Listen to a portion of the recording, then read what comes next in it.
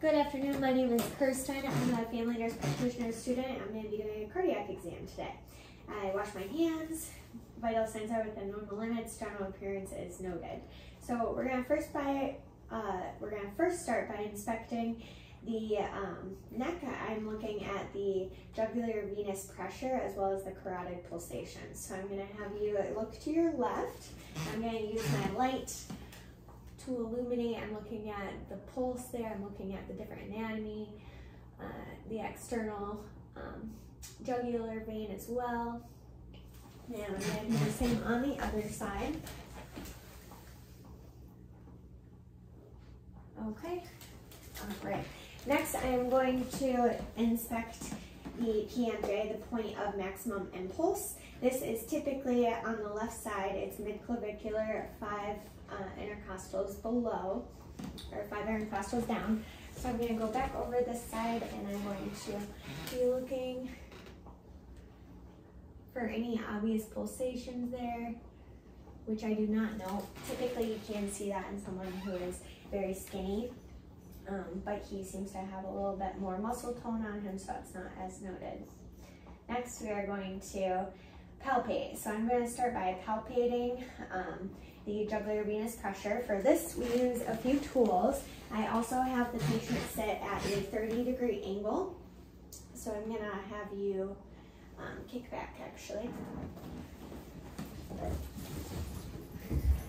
And back. Okay, perfect. Okay, and for this, I use a flat surface or a horizontal note card and a ruler. And for this, I'm going to put the ruler on the sternal border, and then I'm putting the tip of the note card where I see that, the top of the pulse. And then I am measuring on the ruler. That's at 3 centimeters. Normal is typically 3 to 4 centimeters. So next we will palpate the carotids. However, before we palpate carotids, we do want to auscultate the carotids to make sure there's no bruit or risk of palpating and causing any more damage or occlusion. So we're going to start by using the bell of the stethoscope. And for this, I'm going to have you look to your left, and I will listen, and I want you to just hold your breath briefly for me while my stethoscope is on there.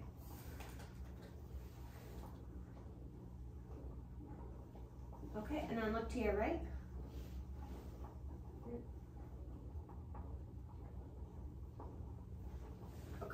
Okay, and I do not notice any thrill or bruit through the carotid, so we're going to go ahead and palpate.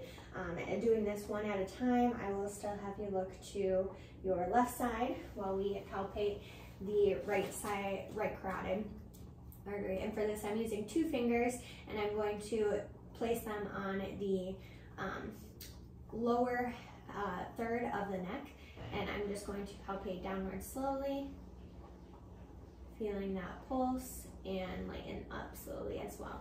And when I'm doing this, I'm assessing for any differentiations in amplitude and feeling if there's any thrills or vibrations as well, which I do not know.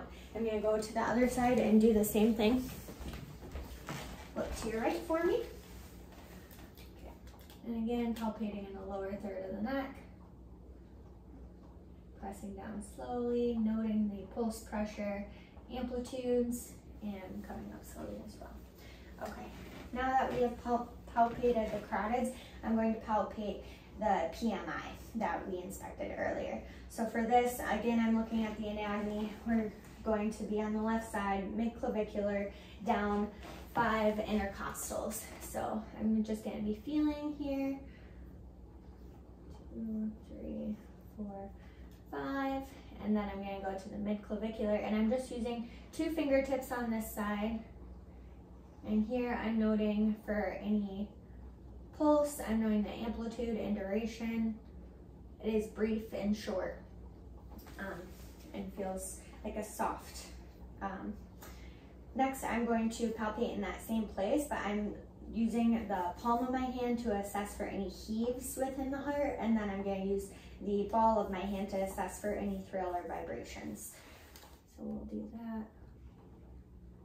And then also any thrill or vibrations, which I do not know.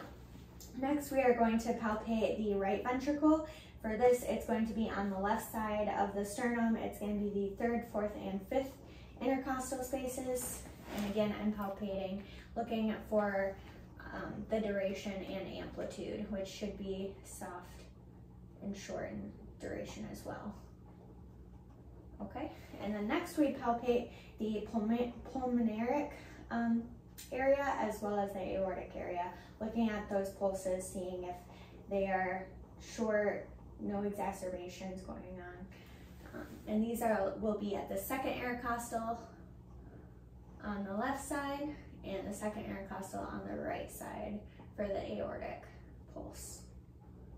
Okay, all right, now that we have palpated those, there is a special test where if the PMI is not palpatable, if someone is very large, it's just not able to palpate that area, we percuss. And so for this, I'm going to demonstrate it. I could palpate the pulse at the PMI with him, but we are also going to demonstrate the percussion. So I'll have you have this hand out for me so I can reach that side of your chest, and I'm going to be percussing lightly starting from the left side, moving in, listening. We'll hear some well resonant sounds, and then it'll move to dull sounds, and that's the point where we find the apex of the heart.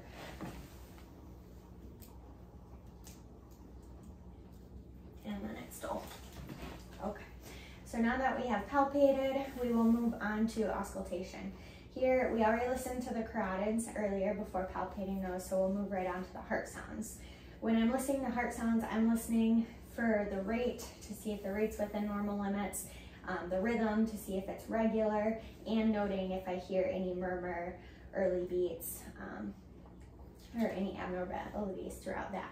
So we'll start by listening to the aortic valve on the right side. That's going to be the 2nd intercostal down on the right side, left or right of the sternum. Then moving on to the left side, 2nd intercostal down on the left side of the sternum is the pulmonic valve. Then we'll be moving down to the 3rd and 4th intercostals on the left side to listen to the tricuspid valve, and then we'll be moving on to the midclavicular line, 4 and 5 intercostals down to listen to the apex or the mitral valve of the heart. So we'll go ahead and do that. And I'm using the diaphragm of my stethoscope when I'm listening for these.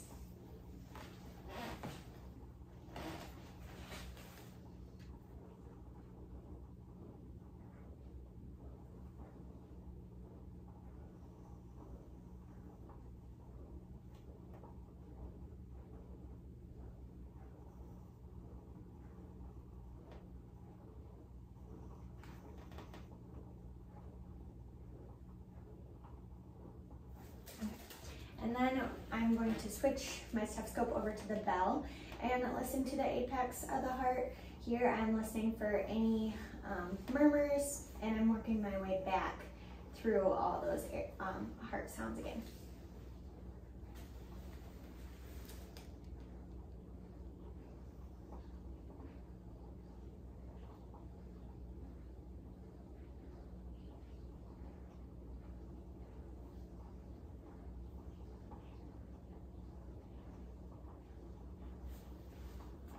Okay, and no murmurs were noted. When I'm listening to the heart sounds, I'm listening for S1 and S2. Any S3 or S4 would be indicative of a murmur. Listening to the regularity as well as that rate when I'm listening to those also. Now, if this were a new patient or someone who required a further cardiac exam, an easier way to hear if there's murmurs present is to have them lay supine, completely flat, in the left lateral position. So we'll see if this goes back anymore. Perfect. All right. And I'll have you try to lay on your left side slightly if you can. Okay. Perfect. Okay. And then for this one, we're going to listen to the apex of the heart. That we're listening. If we hear any abnormalities, it could be indicative of a mitral regurgitation of that valve. So for here, I'm using the bell in my stethoscope, and we'll have another listen. This position just makes it easier because the heart comes against the wall.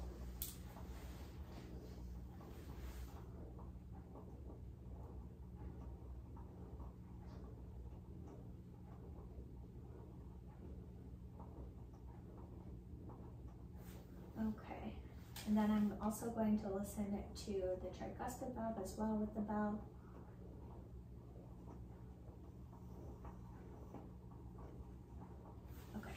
Okay. Next, I'm going to switch my stethoscope back to the diaphragm, and I'll have you sit up.